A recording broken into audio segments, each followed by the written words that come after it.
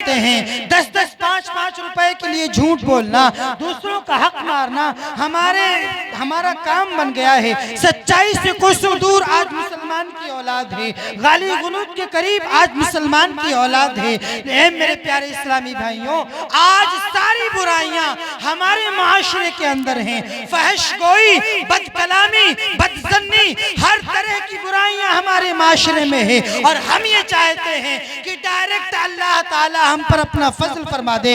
ऐसा नहीं है दोस्तों। इस्लाम का जो कानून है, इस्लाम का जो दस्तूर है, उस दस्तूर पर आप चलते हैं तो आप अबू बकर होंगे तो आपको सिद्दीक बना दिया जाएगा।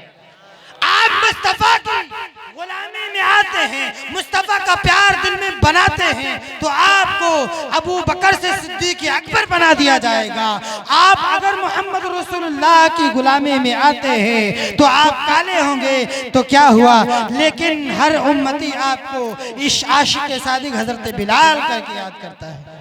इश्क होना चाहिए, इश्क होना चाहिए, चाहत होनी चाहिए, प्यार होना चाहिए। आज हम महफिल में बैठे हैं, आज अभी मैं कह दूं कि मेरे प्यारे इश्क मुस्तफा में तड़पने वाला हाथ उठाए तो आप भी हाथों को उठाकर कहेंगे सुभान अल्लाह, आप भी कहेंगे या रसूल अल्लाह। लेकिन ऐ मेरे दोस्तों, आपने सुना होगा, हमसे सुना होगा, इनसे सुना होगा, इनसे सुना होगा, नहीं नहीं किसी से तो सुना होगा। जब बंदा मरता है, मरने के बाद कब्र में जाता है, फरिश्ते आते हैं, मुनकर नकीर आते हैं, डरावनी सूरत लेके आते हैं। उससे पहले हजरत इजराइल भी आते हैं, लेकिन किस तरह से आते हैं? जो बंदा दाढ़ी नहीं रखता है, जो बंदा झूठ बोलता है, जो बंदा नमाज छोड़ता है, जो बंदा माँ बाप को परेशान करता है, जो बंदा भाई का हक मार लेता है, जो बंदा मुसलमान को जुबान से तकलीफ देता है, जो बंदा किसी मुसलमान को हाथ से तकलीफ पहुंचाता है, आका फरमाते हैं, बुजुर्गान दीन फरमाते हैं, वह बंदा जो गुनहगार है, जो फासिक है, जो गुनहगार है या जो बेईमान है, जब कब्र में जाता है मुनकर नकीर, उससे पहले हजरत इजराइल मलकुल मौत जब आते हैं तो 6 लाख जहन्नम के फरिश्ते साथ में लेकर के आते हैं। मेरे दोस्तों बताओ तो सही, एक फरिश्ता अगर नजर आ जाए जहन्नम का तो आका फरमाते हैं कि अगर एक जहन्नमी को, फरिश्ता नहीं, एक जहन्नमी अगर दुनिया में आ जाए तो सारे के सारे इंसान उसकी दहशत से दम तोड़ देंगे। अब अगर फरिश्ता आ जाए तो उसका आलम क्या होगा? उस 6 लाख फरिश्ते आते हैं, बताओ तो सही, 6 लाख फरिश्ते जहन्नम के जब होंगे और आएंगे तो आदमी का दम जिसका निकल रहा होगा उस पर कैसा आलम तारी होगा, कैसा आलम तारी होगा। लेकिन बंदा अगर नमाजी है सुभान अल्लाह, बंदा अगर माँ बाप का खिदमत गुजार है सुभान अल्लाह, बोलिए ना सुभान अल्लाह। बंदा अगर चेहरे पर मुस्तफ़ा का नूर सजाए हुए है, बंदा अगर महफिल मिलाद में जाकर मुस्तफ़ा के इश्क में तड़पा करता था, बंदा अगर सच्चाई पर कायम रहा, गरीब है तो क्या हुआ, गरीब है तो क्या हुआ, मजदूर है तो क्या हुआ, किसी की नौकरी करता है तो क्या हुआ, दिल में तो मुस्तफ़ा का प्यार है। अगर इस हाल में वो दुनिया से जा रहा है तो मुस्तफ़ा फरमाते हैं, हसनैन के नाना फरमाते हैं, क्या फरमाते हैं कि जब बंदा निकोकार दुनिया से जाने वाला होता है, हजरत मलकुल मौत, हजरत जो है मलकुल मौत जब आते हैं तो इस हाल में आते हैं, इस हाल में आते हैं कि 6 लाख जन्नत के फरिश्ते लेकर के आते हैं। आप देखते हैं, आपने देखा होगा बहुतों की रूह निकलते हुए देखा होगा, किसी किसी को तो पता ही नहीं चलता है, किसी किसी को तो मालूम भी नहीं होता है और दम निकल जाता है। लेकिन कोई कोई गुनहगार अल्लाह अकबर किस तरह तड़पता है। आका फरमाते हैं इस कद्र की प्यास लगती है कि उस बंदे को अगर 7 समंदर पिला दिए जाएं निचोड़ के फिर भी उसकी प्यास नहीं बुझती, क्योंकि आका फरमाते हैं जब गुनहगार बंदे की मौत करीब आती है, 6 लाख जहन्नम के फरिश्ते देखता है तो वो मचलने लगता है। हजरत मलकुल मौत कहते हैं चलो बुलावा आया है रब का। वो जानता है मैं खताकार हूँ, मैंने नमाज नहीं पढ़ी है, मैंने रोजे नहीं रखे हैं, मैंने माँ बाप को सताया है, मैंने अपने बड़े भाई को तकलीफ दी है, छोटे भाई का हक मारा है। वो अपनी खताएं देखता है और उसको पता है कि अब ये जाएंगे लेकर के तुकताई करते हुए ले जाएंगे, और हकीकतन ऐसा होता है। इसीलिए रूह जिस्म से निकलना नहीं चाहती है। हजरत मलकुल मौत उसको जबरदस्ती निकालते हैं। एक मर्तबा सहाबा ने पूछा था, या रसूल अल्लाह, किस तरह से जो है रूह निकाली जाती है? तो हजरत जो है हुजूर सल्लल्लाहु अलैहि वसल्लम ने मलकुल मौत से सवाल किया था, पूछा था किस तरह का मामला पेश आता है? तो अर्ज किया था, या रसूल अल्लाह, इस तरह का मामला पेश आता है जैसे कि किसी बैरी के दरख्त पर या बबूल के दरख्त पर रेशम का कपड़ा बिछा हुआ हो और झड़ाके से खींच लिया जाए तो जिस तरह रेशम के कपड़े के चिथड़े हो जाते हैं, या रसूल अल्लाह, इस अंदाज से जिस्म से रूह को, गुनहगार जिस्म से रूह को जुदा किया जाता है, इसलिए वो बंदा तड़पता है। लेकिन जो निकोकार होता है, जो फजर की अजान सुनकर बिस्तर से उठता है, अपनी नींद को अल्लाह के लिए कुर्बान कर देता है, वो बंदा जब दुनिया से जाने वाला होता है, वो देखता है कि 6 लाख जन्नत के फरिश्ते आ रहे हैं। नहीं बोलेंगे सुभान अल्लाह, बोलेंगे निकोकार बन जाएंगे। बोलिए सुभान अल्लाह। बंदा जब निकोकार होता है, 6 लाख रहमत के फरिश्ते, जन्नत के फरिश्ते देखता है, उसकी रूह खुश हो जाती है। ओए होए, सारी जिंदगी जिस रब को याद किया, जिस रब से मिलने का इरादा था, जिसका कलमा पढ़ता था, उस रब का बुलावा आया है, उस रब ने 6 लाख रहमत के फरिश्ते भेजे हैं। बंदा खुश हो जाता है, उसकी रूह आसानी से कब्ज हो जाती है, चली जाती है। उसके अजीज व अकारिब तो रो रहे होते हैं, वो रूह खुशी खुशी जो है आलम अरवाह में, आलम बरज़ख में पहुंचाई जाती है। फिर किस प्यार का मामला आता है। आका फरमाते हैं, आका ने इरशाद फरमाया, जब मुनकर नकीर आते हैं, झंझोड़ के रख देते हैं। मैं अपनी बात की तरफ आता हूँ कि आज हम निकोकार नहीं है, खतावार हैं। आज हम दाढ़ियाँ मुंडा करके खुश बख्ती में मुब्तला हैं कि हम हैंडसम हो जाएंगे, ब्यूटीफुल हो जाएंगे, खूबसूरत हो जाएंगे, दाढ़ी नहीं होगी, नौजवान नजर आ जाएंगे। ऐ मेरे दोस्तों,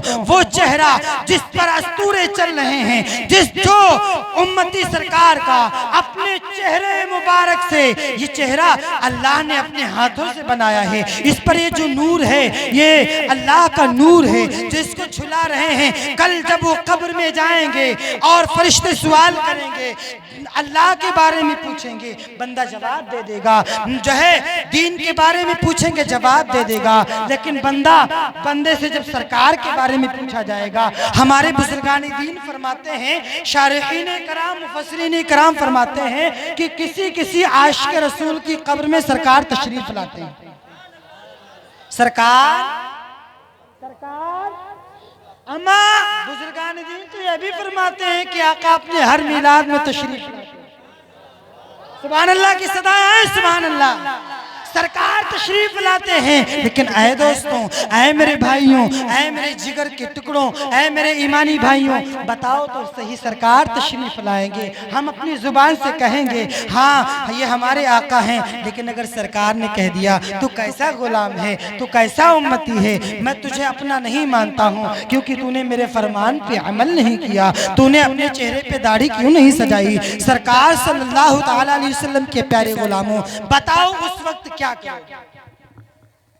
करोगे? कोई मतलब प्लान है? कोई प्लान है उससे बचने का? सरकार ने अगर नकार दिया, आज अगर बाप नकार दे रिजवान भाई औलाद को कि जायदाद नहीं दूंगा, तो बेटा क्या कर लेगा? दौड़ेगा धूपेगा। लेकिन जो वसीयत दर्ज हो गई तो दर्ज हो गई। तो बताओ सरकार ने अगर इनकार कर दिया तो क्या करोगे? कोई है रास्ता दूसरा? कोई है चारा? मेरे प्यारे, मेरे दोस्तों, मेरे जिगर के टुकड़ों, याद रखो, सरकार ने अगर नकार दिया तो फिर खुदा ताला बख्शिश नहीं फरमाएगा, कोई चारा ही नहीं है। तो इसलिए अपने चेहरों पर नूरे मुस्तफ़ा को सजा लें, क्योंकि जो चेहरा अल्लाह उसके रसूल को पसंद आएगा वो सारे जहान को पसंद आएगा। छोटी सी बात है, जो चेहरा अल्लाह उसके रसूल को पसंद आ गया, फिर उस चेहरे को सारे जहान को पसंद आना है। क्यों? क्योंकि हजरत बिलाल तो गुलाम थे, काले थे, बदसूरत थे, दुनिया कहती थी, लेकिन जब वो रसूल अल्लाह के आशिक बने तो आज हम भी खुशी से उनका नाम लेते हुए नजर आए। है कि नहीं? तो मेरे दोस्तों, हमें फिक्र लायक होनी चाहिए। हजरत अबू बकर, हजरत उमर और 10 ऐसे सहाबी थे और भी बहुत सहाबा थे जिनको सरकार ने फरमाया था तुम जन्नती हो, तुम जन्नती हो, तुम जन्नती हो, तुम जन्नती हो, तुम जन्नती हो।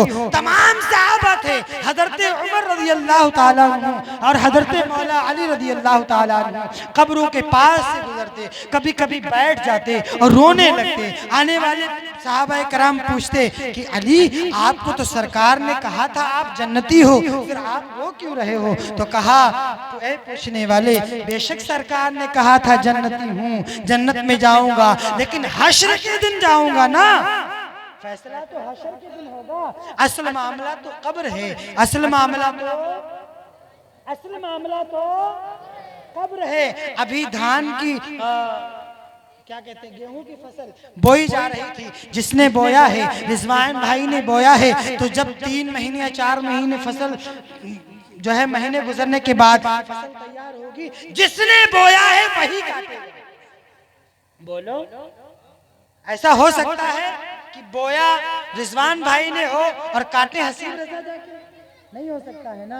तो ये मौका था, जिसका खेत खाली था वो चाहता तो चाहा, जिसने बो लिया, जिसने नहीं बोना था खाली छोड़ दिया है गन्ना बोने के लिए। ऐसे ही एक मौका दिया है अल्लाह ने जिंदगी देकर, और खुद रब्बे कायनात ने फरमाया है कि ऐ इंसान, मैंने तुझे अपनी और अपने रसूल की अताअत के लिए पैदा किया है, अपनी इबादत के लिए पैदा किया है, मुस्तफा की गुलामी के लिए पैदा किया है। तुम इंसान हो, तुम्हें अल्लाह ने अपनी इबादत के लिए पैदा किया है। अब तुम इबादत नहीं करोगे, अब तुम रियाजत नहीं करोगे, मस्जिद से बुलावा आ रहा है नहीं जाओगे। ये बुआई का मौसम है, ये काहे का मौसम है, काहे का मौसम है, काहे का, बुआई का, ये बुआई का मौसम है, ये बोने का मौसम है। ये हमारी जिंदगी है, चंद रोजा जिंदगी, चंद रोजा जिंदगी है, ये बुआई का मौसम है। जितना नेकियां कमा लेंगे, जितना चाहेंगे अज्र कमा लेंगे, सवाब कमा लेंगे। क़ाल नबी सल्लल्लाहु तआला अलैहि वसल्लम अन अबी हुरैरा रज़ियल्लाहु तआला अन्हु क़ाल इन्ना रसूलुल्लाह सल्लल्लाहु तआला अलैहि वसल्लम, अल्लाह के रसूल फरमाते हैं, अल्लाह के प्यारे रसूल चाहते हैं 3 बातें सरकार ने 3 बातें बताई थी।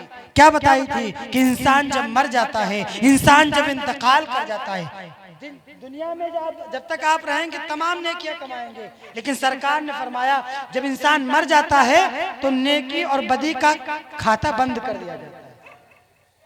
इन्हें भगाओ कोई जाके। नेकी और बदी का खाता, हमारे ये जो दाहिने और बाएं किरामन कातिबीन बैठे हुए हैं, ये रजिस्टर बंद कर देते हैं। जब हमारी डेथ हो जाती है, रूह जब प्रवास कर जाती है, हमारा इंतकाल हो जाता है, जब हम वफात पा जाते हैं, ऐसा संभल पैर समेट लो, चल इधर आओ, लिफाकत सैफ इधर आ जाओ, चल जुल्फकार इधर आ, चल हिदायत चल इधर आ जाओ, रजी आ जाओ। मेरे प्यारे मुस्तफा फरमाते हैं, फातिमा के बाबा फरमाते हैं, क्या फरमाते हैं? आज फैसला कर लो, मरने से पहले कौन सा काम करना है, कौन सा नहीं करना है। क्योंकि जिंदगी भर इंसान नहीं सोचता है फला काम कर लूं उसमें प्रॉफिट ज्यादा है, फला काम कर लूं उसमें मुनाफा ज्यादा है, फला काम कर लूं उसमें ज्यादा कमाई है, उसमें ज्यादा प्रॉफिट है।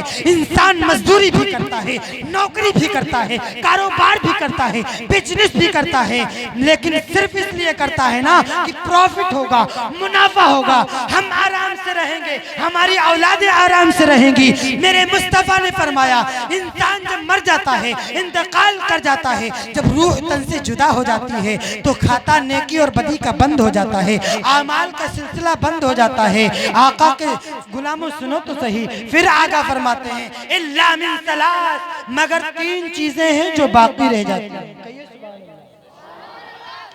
और बचल के बोलिए या रसूल अल्लाह। आका फरमाते 3 चीजें अगर इंसान दुनिया में छोड़ के जा रहा है तो उसको फायदा पहुंचा सकती है। क्या पहुंचा सकती है?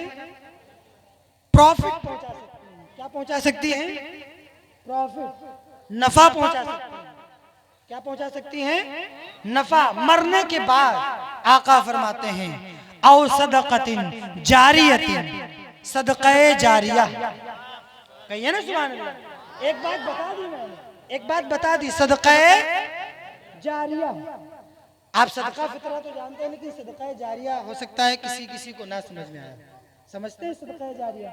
नहीं समझते हैं। सदका जारिया समझते हैं? नहीं समझते हैं ना। सदका जारिया, अल्लाहु अकबर।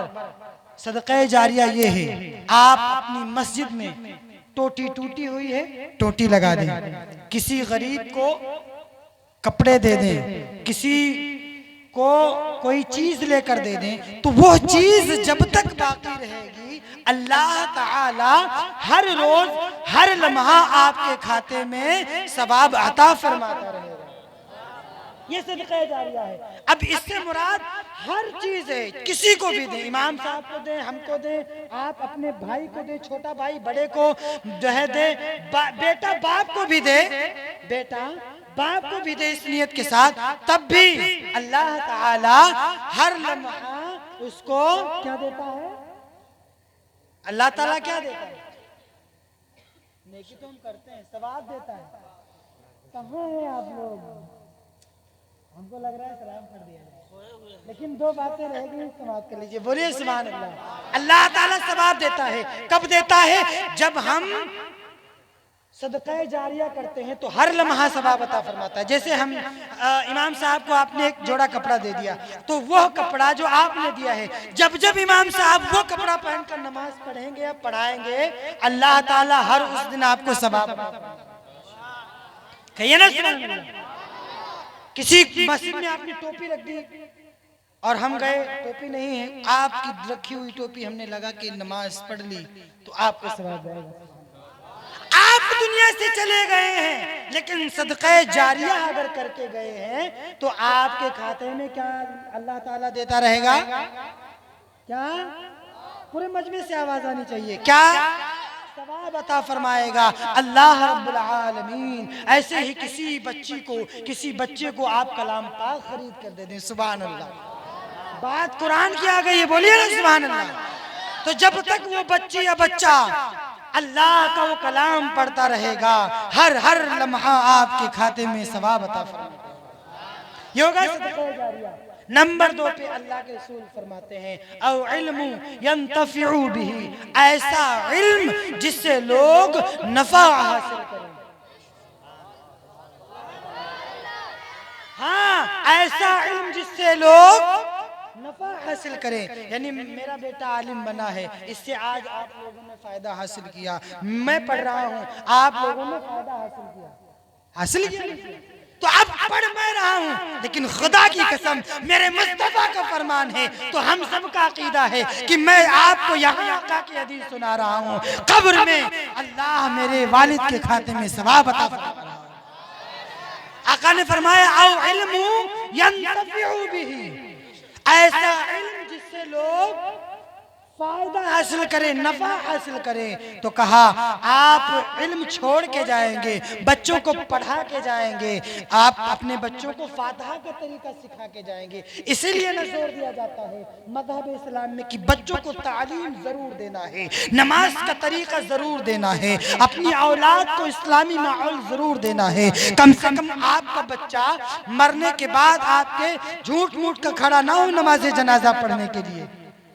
बोलो, आपको नमाज जनाजा पढ़ना नहीं आता है? अल्हम्दुलिल्लाह हमें तो आता था, लेकिन बहुतों को देखा है वालिद का इंतकाल होता है, झूठ मूठ का खड़े हैं, ना नियत पता है, ना नमाज का तरीका पता है। बताओ सबसे बड़ा धोखेबाज कौन होगा कि जिस बाप ने पूरी जिंदगी अपने खून से तुम्हारी जिंदगी को सींचा है, उसके नमाज जनाजा में खड़े होके तुम उसको धोखा दे रहे हो, झूठ मूठ का खड़े होके। बताओ इससे बड़ी दगाबाजी क्या होगी?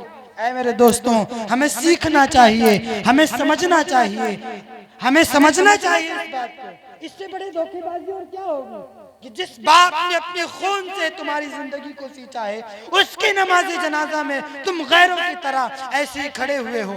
बताओ, ये तो वफा की बात नहीं है, ये वफादारी तो नहीं है। तो सरकार ने क्या फरमाया? औ इल्मु यंतफिउ बिही, यानी ऐसा इल्म जिससे लोग फायदा हासिल करें, फायदा लें। तो कहा ये जब जब इल्म, आज मेरे बाप ने मुझे पढ़ाया, मैं अपने बच्चों को पढ़ाऊंगा, मेरे बच्चे अपने बच्चों को पढ़ाएंगे, ऐसे कयामत तक जब तक सिलसिला कायम रहेगा।